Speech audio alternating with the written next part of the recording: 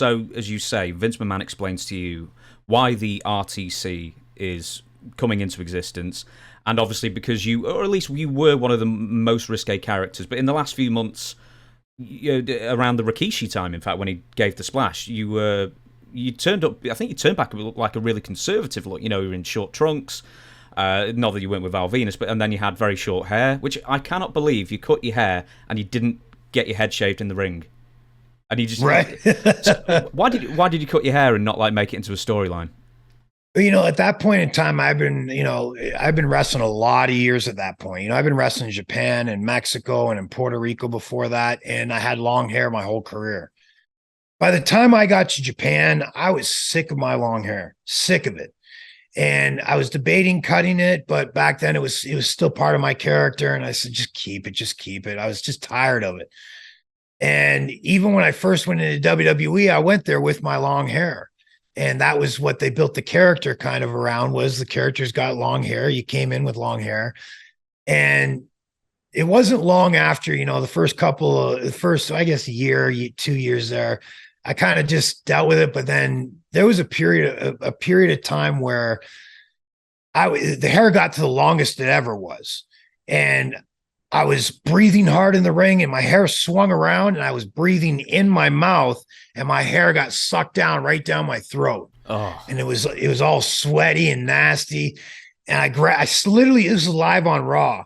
And I literally stopped in the ring, grabbed my hair and pulled it. And I could feel it. I could feel it coming up out of my throat. I'm like, wow. And then I just went back into the match. And that was the night after I got back to the locker room. I said, this shit's got to come off. And from that day forward, I was asking Vince, every TV, Vince, can I please cut my hair? Please let me get rid of this. It's interfering with what I do in the ring now. Now, obviously, I could work around it if I wanted to, but I was so sick of it at that point. I was making up any excuse I could to get Vince to agree to let me cut my hair. And it took me, it was about another 3 months of asking him at every TV before finally he said, go ahead and cut it. oh, so you did actually have to ask permission then? Yeah, yeah. You had to, I mean, even with if you wanted to get a tattoo, you had to ask permission back then. Now, Really? oh yeah, oh yeah. One of the guys I might have been Randy Orton. Maybe not, it might have been somebody else, but I think it was Randy when he was still a young guy. He went and got a tattoo. And yeah, the office got pissed about it and made a note about it at the talent meeting. If you decide to get any tattoos, you have to have it approved by the office, and it was the same thing with getting your hair cut. Don't show up at TV drastically changing your character without letting anybody else know and getting approval for is basically how it goes around over there. Isn't it funny how you're an independent contractor, yet you need approval to get a haircut? Yeah, well, I mean, you can kind of see it in the way that, okay, this is the character we're developing for you. This character is part of the contract, and this is the character we're investing in. If you make any changes to that, you need to have it approved by us because we're not necessarily approving putting that version of this character on TV. We've approved putting this character version on TV. You know what I mean? It's a business. You got to be able to communicate and work out deals. Nothing's off the table though. With WWE, one thing I found, a lot of guys will say, "Oh no, WWE's rigid in their rules and in how they operate." And while that may be kind of true, WWE's about making money.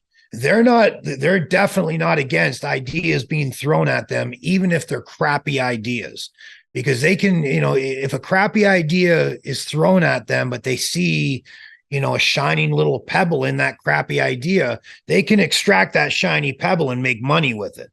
So they're not against having ideas thrown at them and negotiating and talking and communicating to make money and make the product better. But a lot of guys will probably tell you a different opinion. They'll probably tell you, no, it's what they say or it's the highway. And I never found that to be true. I found they're pretty good at negotiating different routes to get to point B where everybody wants to get to. You know what I mean?